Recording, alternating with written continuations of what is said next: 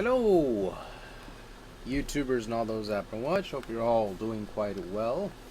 So I picked up here two games to the PS4. I'm not sure if I showed one of them, but I don't quite frankly remember, nor do I care. So, alright, I picked up the first game here, which I'll just talk about this one and get this one out of the way. These mostly impressions of both these games for my channel here. Now, I think it's very peculiar and very odd that this order of games that I ended up having in my collection here is how I had them. But let me explain. Let me make sense of this. So, alright. First things first, I ended up picking up a copy of The Last of Us. I didn't quite want to pay the price I wanted to pay. Originally, it was supposed to be $15 at Walmart, but unfortunately, due to some stupid circumstances, I did not, through Walmart.com, it did not show that this was in stock at the store that I was going to get this at. So, I was like, God damn, I have to pay 25 bucks for this, 10 bucks more, which I didn't want to. So I ended up doing that anyway, because I thought it was like no alternatives to get the game to play it, to see what the big deal is about this game. Now, some people off the bat automatically look at this case and went, oh my god, that is AAA, that is amazing, you're going to love it. See, funny you would say that. So I played through the game. I get at least like 7-8 hours in. At least, it wasn't 8 hours. I'm processing it through my head right now. How much progress I got through the game. Okay, it was 12 hours. So I get 12 hours in. I knocked through 12 hours worth of content, just about roughly. There's like a bunch of stuff in there, and I was taking my time, trial and error and all that, playing on the hardest difficulty I can. So, I get up to this point, and I stop playing it. I just dead on stop playing it. And you're asking yourself, why did you just stop dead on playing it? Well, it's because I was extraordinarily bored with the game. Now, I hear so much praise about this game, and this isn't me thinking opposite of people when they say a game is good. I usually take what they say with a grain of salt, or if I hear it's really good, I go, okay, I'll check it out later on.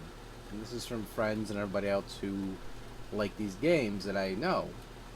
You know, other than that, I usually go with what I like to play and all that type of stuff. I like to go and buy things because I want to play them, that kind of crap. So, I go ahead and I pick up the game, and I start playing it. And obviously, I know vague elements of it. That's about it, because I haven't really played it myself. So I go and play it. And basically has this whole mushrooms are invading bullshit, you know, that kind of thing. And it's just such a boring game. It's like, I understand the cinematic presentation, but it just feels boring. You know, the mechanics are just there. It just feels like they took the sneaking mechanics of Uncharted, tossed in some elements of scavenging, and then they threw in there too. They have a multiplayer experience which is similar to the single player with the whole scavenging thing, but you have to do it on the fly and build things and all that. And that right there, I just can't stand that one. You have all these veterans who are very far in the game still playing it, and it's just like you play along with them, play against them, it just feels kind of haphazard. I can't stand that mode at all. It's fucking boring too. So, people say, oh, use the term boring, that means they're bad at the game. Well, obviously, if I clocked in 12 hours into the game and got pretty far, doesn't mean I'm bad if I'm playing on the hardest difficulty. It doesn't make any sense to nobody, I know. But anyway, so, I get through it, and it's just I feel extraordinarily bored. That's all I can generally say. The multiplayer wasn't anything to write home about. I was really underwhelmed by it. I didn't want to play it after like 3 or 4 rounds. I said, screw it. The single player, again, made me play it for so long, made me stop playing it, because I just didn't care anymore. It wasn't that I was dying, it wasn't because I was, you know, screwing up, getting flustered, or anything else like that. It was just I got extraordinarily bored. So, I guess next time I gotta go by my gut instinct and say, I'm not going to play this, or buy any game related to The Last of Us. It was just a really boring experience to me. I mean, other people felt this game was great, but this is not my cup of tea. I was just not having fun. Though I say that, and you're going to see why in a second, so people probably already recognize the next game I'm about to show them, they're going to understand why I'm saying this, and be like, oh yeah, that one's kind of bad. You know, that kind of thing. But hold up. So I go ahead and I get that, blah, blah, blah. Told you the story. Sap hazard, sad story, whatever. So I go ahead and play that. Not really interested, not too impressed. Bored out of my brain. And then I'll pick up this game right here. The new Star Ocean game, Indignity and Faithlessness. So I end up picking up this game. And at first, I'm like, what the hell am I getting myself into? I've heard this game was pretty bad, but then I saw and thought about it. I was on eBay, and I saw that there's some person who was selling this for it even being released at $45, and I thought that was pretty fishy, but I said, $45, that's pretty cheap for a brand new game. So I go, alright, I have not played a Star Ocean game for quite a while, so I'm going to go ahead and buy this game and just give it a whirl. Now, I usually don't like to criticize games too much. People say, oh, people run around and criticize or critique games too much. It's like, well, that's how you roll. That's how people do things. They walk up to a bowl of ice cream and eat it and go, this ice cream is fantastic, versus that Blue Bunny one. This one has bits of delicious candy pieces inside of it. That's why I like it. That's generally how people critique things. People and human beings are very critiquing creatures. So, anyway, back onto this game. So, I heard this game right off the bat was not very good. At least when the game came out, should I say. So, I sat here and I tried to scrub it down. I was like thinking, okay, what's so bad about this game people are saying? And so I take all these points people are saying and I keep it in mind. I'm like, okay.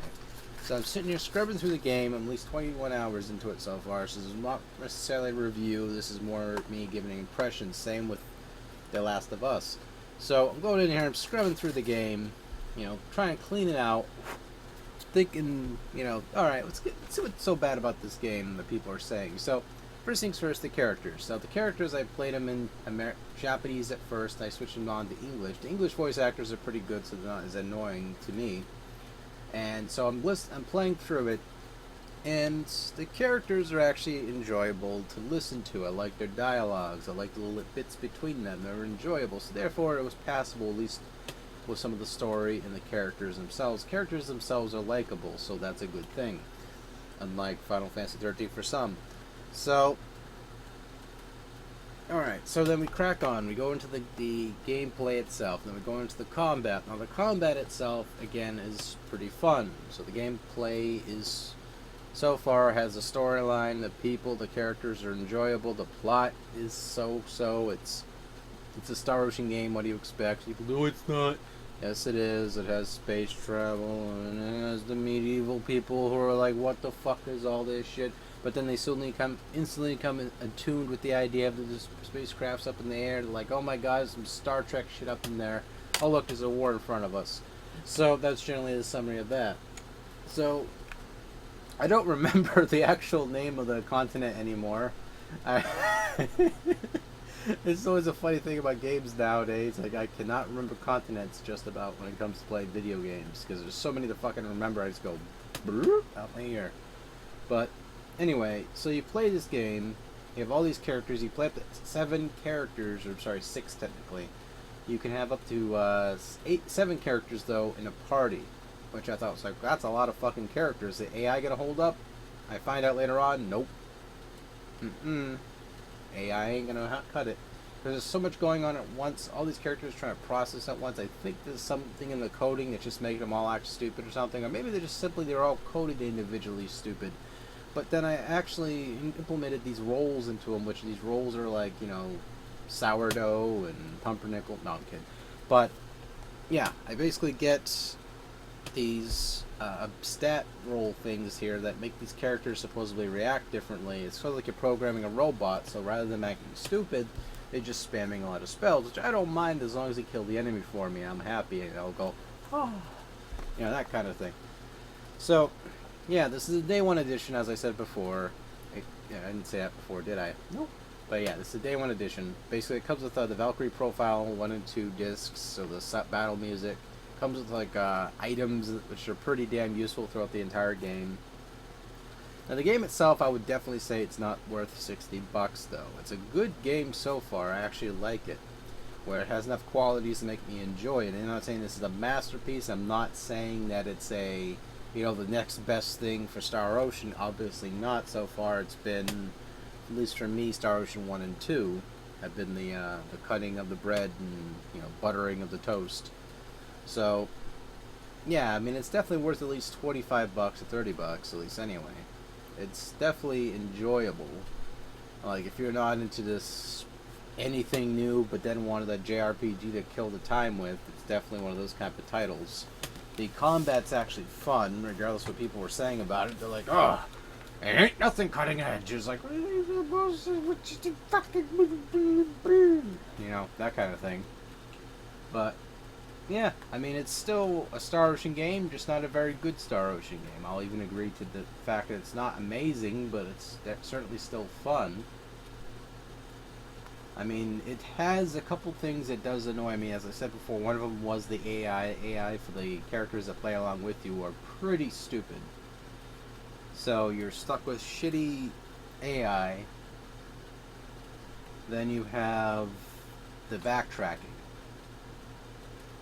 which is no instant travel at all in this game until like near the end, which I had to look it up after. I was like, wow, you know, that kind of thing. So I go and look it up. It's the backtracking thing you have to deal with throughout the entire game. So you're dealing with this crap the entire game. You have to, you know, just go through it, bite your bottom lip, and do all these little side quests and everything. There's still a pretty hefty amount of side quests to do. Most of them are kind of BS because because of the backtracking, because you have to do these little things just to turn them in for a big thing. So people go, why don't you do it all in one bulk? That's actually exactly what I do. So I sit there and I do them all in bulk, because I sure as shit don't want to run all the way back to the freaking town, run back to the other town, or run back to Hogwarts, I mean the other magical town, and then, so by the time this is all said and done, I feel exhausted just by running so slowly to each exact town. So, again, it's not by any regards a horrible game. It has its issues. I mean, most games do. So, not quite going to be the Star Ocean game you'd want out of it, but it's not going to be one that you're going to completely hate if you want something to fill the void. It's certainly decent. It could have been a whole lot better.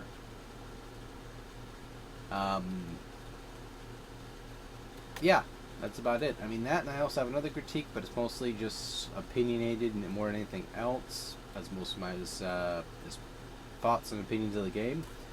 It's basically, I wish they would have actually allowed you to change out the color scheme or change out the outfits and weaponry to fit the weapons that you get and equipped. Like, I'm sitting here looking at these plain Jane outfits. I mean, you have Flora, which has like this really literally she's practically naked outfit. You have the main protagonist's Flute's outfit, which is just horrible looking. Like, I wish you could have changed that out, but you can't. You're stuck with it. So, you're stuck with those vanilla items, and it's like you wish you could have had some, you know, alternate clothing for each one of the characters. It would have been nice. I understand these artists work so hard on these outfits in particular, which, quite frankly, they could have done a better job, but... Pardon me. But yeah. Basically, they could have done a whole lot better job with that. They could have added some more immersion to the characters' outfits, the weapons, and everything else, too. That's my other critique, but it's not anything that's going to break and change the game to me. It's just... It could have added some more immersion to the game, just to have the effect of being able to see a different weapon other than what you're holding by default, which is like a really bland-looking broadsword. But, yeah, you have it. That's my opinion of that, and I'm sticking to it.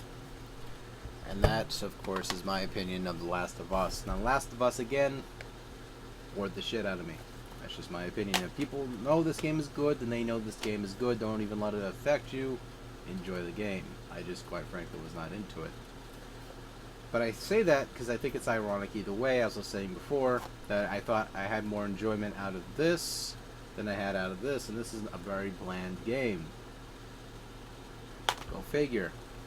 But anyway, at least I still got Doom to fall back on. So, anyway, take it easy. Thank you all for watching, and take care.